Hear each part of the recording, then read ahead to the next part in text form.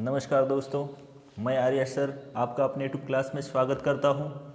यहां पर हम कक्षा 12 सामान्य हिंदी का संस्कृत खंड में संस्कृत भाषायाः महत्वम एक पाठ है, जो कि हमारे यहाँ यानी कक्षा 12 में तीसरा पाठ है सामान्य हिंदी में, जो कि महत्वपूर्ण भूमिका निभाता है।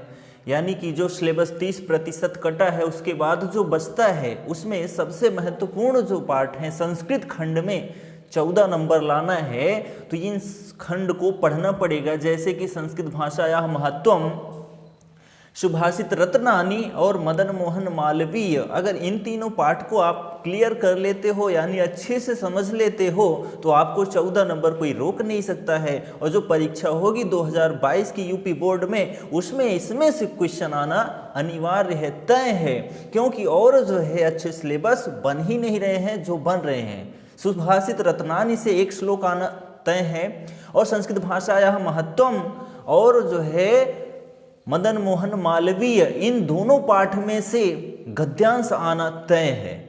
तो ये जरूरी नहीं है इन दोनों में से एक आ सकता है या फिर इन दोनों में से एक आएगा, ये कंफर्म है। तो इसलिए जो संस्कृत भाषा या महत्व मैं पढ़ाने जा रहा हूँ, इसको ध्यानपूर्वक सुनिएगा और आपको एक बार में ही समझ में आ जाएगा। तो चलिए हम देखते हैं संस्कृत भाषायाः महत्वम। तो इसका मतलब होता है संस्कृत भाषायाः महत्वम का मतलब संस्कृत भाषा का महत्व। तो संस्कृत भाषा का महत्व हम कैसे जानेंगे, इस पाठ के अंतर्गत हम समझते हैं व्याख्या। और जो लिखना होता है 2 नंबर का संदर्भ लिखना होता है और 5 नंबर की इसकी व्याख्या होती है। तो यहाँ पर 3 गद्यांश है, 3 गद्यांश को आइए हम देखते हैं बहुत ही आसान शब्दों में।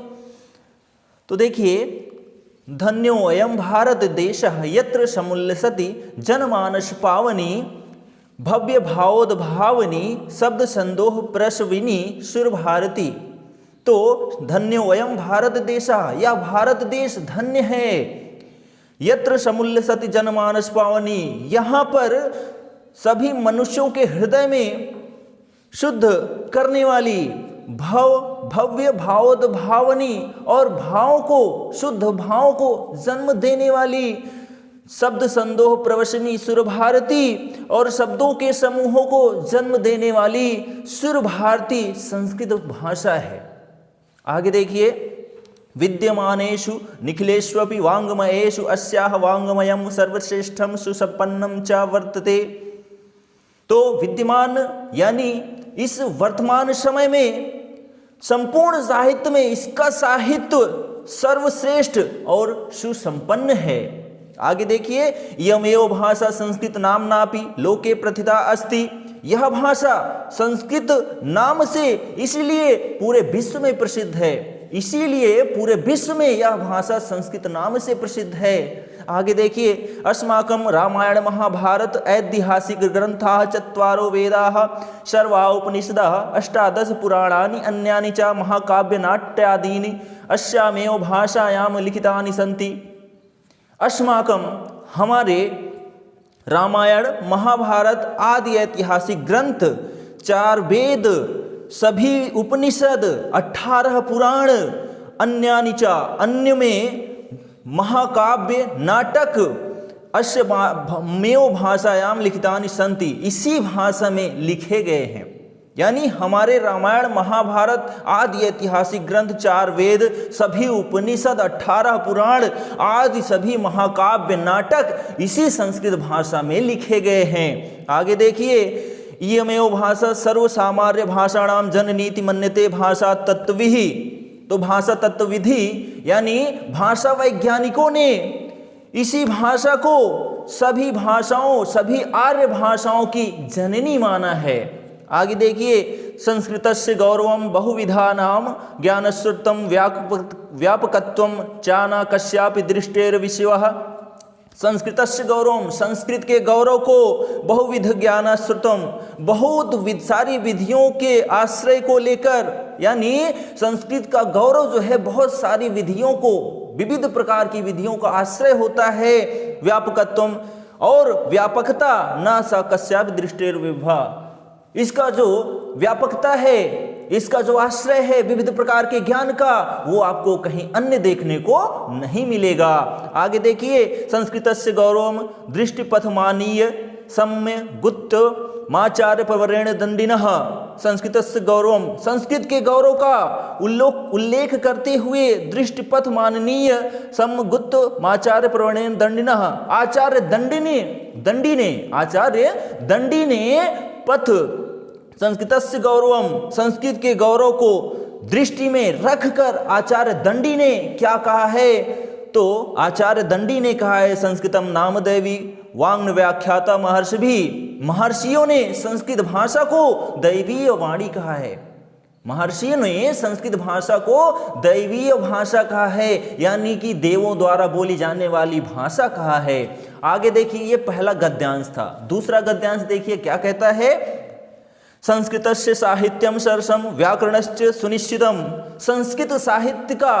संस्कृत का जो साहित्य है अत्यधिक सरस है, व्याकरण सुनिश्चितम, और जो इसका व्याकरण है वो एकदम सुनिश्चित है यानी निश्चित है। आगे देखिए, तस्य गद्ये पद्ये च लालित्यम भावबोध सामर्थ्यम अद्वितीयम श्रुति माधुर्यम वर्तते, तस्य गद्ये पद्ये च लालित्यम, इसके गद्य और पद में लालित्य, भाव बोध सामर्थ्यम, और भाव को व्यक्त करने का सामर्थ्य, अद्वितीयम श्रुति माधुर्यम, और सुनने में माधुर्यता के साथ अद्वितीय है, सुनने में मधुरता के साथ अद्वितीय है, यानी जो संस्कृत भाषा है सुनने में भी अच्छी लगती है और इसकी मधुरता जो है बड़ी अद्वितीय है। आगे देखिए, किम बहुनाम चरित्र निर्माणार्थम यादृशीम सत्य प्रेरणा साम संस्कृत वांग्मयम ददाति न तादृशीम किंचि दन्यत, तो किम बहुना, कितना कहा जाए, यानी क्या कहा जाए इस संस्कृत भाषा के बारे में, चरित्र निर्माणार्थम, चरित्र के निर्माण जैसी यादृशी सत्य प्रेरणाम, चरित्र निर्माण जैसी इसमें बहुत सारी सच्ची प्रेरणाएं व्याप्त हैं, संस्कृत वांग्मयम ददाति, जो कि संस्कृत भाषा में या संस्कृत साहित्य में ही पाया जा सकता है, न तादृशी किचिंदयत, अन्य किसी साहित्य में नहीं। आगे देखिए, मूलभूतानां मानवीय गुणानां यादृशीम विवेचना संस्कृत साहित्ये वर्तते नान्यत्र तादृशी, यादृशी मूलभूतानाम, मूलभूत मानवीय गुण जो होते हैं, मूलभूत मानवीय गुण यादृशी विवेचना, और मूलभूत मानवीय गुणों जैसी विवेचना संस्कृत साहित्य में ही पाई जाती है, नान्यत्र तादृशी, अन्य कहीं नहीं। आगे देखिए, दया दानम शौचम औदार्यम अनुसूया क्षमा अन्ये चानेके गुणः अस्य साहित्यस्य अनुशीलनेन संजायन्ते, तो दया दान शौचम यानी कि पवित्रता, औदार्यम यानी उदारता, अनुसूया का मतलब ईर्ष्या न करना, क्षमा यानी क्षमा, अन्य चानेके गुणा, अन्य बहुत सारे गुण, अन्य अनेक गुण यानी दया दान पवित्रता उदारता ईर्ष्या न करना क्षमा आदि अनेकों गुण इसी संस्कृत भाषा में अध्ययनरत हैं, इसी संस्कृत भाषा में पाए जाते हैं। यानी जो दया है, दान है, पवित्रता है, उदारता है, ईर्ष्या न करना, क्षमा, ये सारी चीज़ें आपको संस्कृत भाषा के माध्यम से ही मिलती हैं, यानी संस्कृत का अध्ययन करने से ही ये प्राप्त होते हैं। आगे देखिए गद्यांश नंबर 3। तो जो गद्यांश नंबर 3 है ये भी मोस्ट इंपॉर्टेंट है, तो ध्यान से सुनिएगा। संस्कृत साहित्य से आदि कवि वाल्मीकि, संस्कृत साहित्य के आदि कवि वाल्मीकि, महर्षि व्यास, कवि कुल गुरु कालिदास, अन्ये च भास भवभूत्यादयो महाकव्यः स्वकीये ग्रंथ रत्नेः अद्यापि पाठकानां हृदय विराजन्ते। तो संस्कृत साहित्य के आदि कवि वाल्मीकि, महर्षि व्यास, कवि कुल गुरु कालिदास यानी कवियों में श्रेष्ठ कालिदास, अन्य तथा अन्य कवि जैसे भास, भारवी, भवभूति आदि महाकवियों ने अपनी ग्रंथ रचनाओं से, ग्रंथ रत्नों के माध्यम से पाठकों के अंदर विराजमान रहते हैं। तो संस्कृत साहित्य के जो आदि कवि हैं, महाकवि आदि कवि वाल्मीकि, महर्षि व्यास, कवि कुलगुरु कालिदास, अन्य कवियों में भास, भारव, भवभूति अपनी रचनाओं के माध्यम से जो पाठक हैं उनके अंदर विराजमान रहते हैं। आगे देखिए, इयं भाषा अस्माभिः मार्ति समम सम्माननीया वंदनीया च यतो भारत मातुः स्वातंत्र्यम गौरवम अखंडत्वम संस्कृतमेकत्वच्च संस्कृतनैव सुरक्षितुम शक्यन्ते। तो इयं भाषास्माभिः, यह भाषा हमारी मातृसमम सम्माननीय, माता के समान सम्माननीय, वंदनीय चा और वंदनीय, यतो भारत मातु स्वातंत्रतम, और इसकी स्वतंत्रता, भारत माता जैसी स्वतंत्रता, गौरव, अखंडता, सांस्कृतिकमेकत्वच्च, और सांस्कृतिक एकता, संस्कृतेनैव सुरक्षितम शक्यन्ते, ये संस्कृत भाषा ही इसको सुरक्षित रखती है, यानी संस्कृत भाषा के जरिए ये सारी चीजें सुरक्षित हैं। आगे देखिए, इयं संस्कृत भाषा सर्वासु भाषासु प्राचीनतमा श्रेष्ठा चास्ति, ये संस्कृत भाषा सभी भाषाओं में प्राचीन और श्रेष्ठ है। आगे देखिए, ततः सुठूक्तम, अतः सत्य ही कहा गया है। क्या कहा गया है? भाषासु मुख्या मधुरा दिव्या गीर्वाण भारती इति, भाषाओं में मुख्य, मधुर और दिव्य भाषा देववाणी संस्कृत भाषा है। सत्य ही कहा गया है कि संस्कृत भाषा मुख्य, मधुर और दिव्य भाषा है। तो ये था संस्कृत भाषाया महत्वम, जो कि बहुत ही आसान शब्दों में हमने व्याख्या की।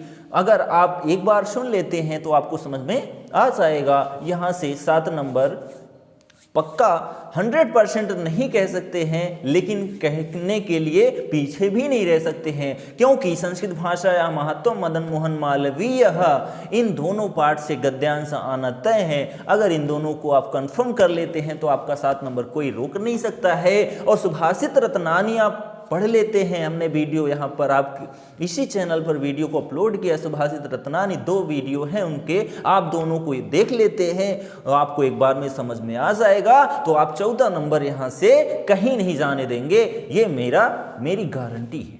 तो हम मिलेंगे नेक्स्ट वीडियो में मदन मोहन मालवीय के साथ, क्योंकि संस्कृत में अधिक समस्याएं होती हैं, तो उन समस्याओं का दूर करने के लिए हम ये वीडियो बनाए। ठीक है, तो हम मिलेंगे नेक्स्ट वीडियो में, तब तक के लिए इजाजत दीजिए। जय हिंद।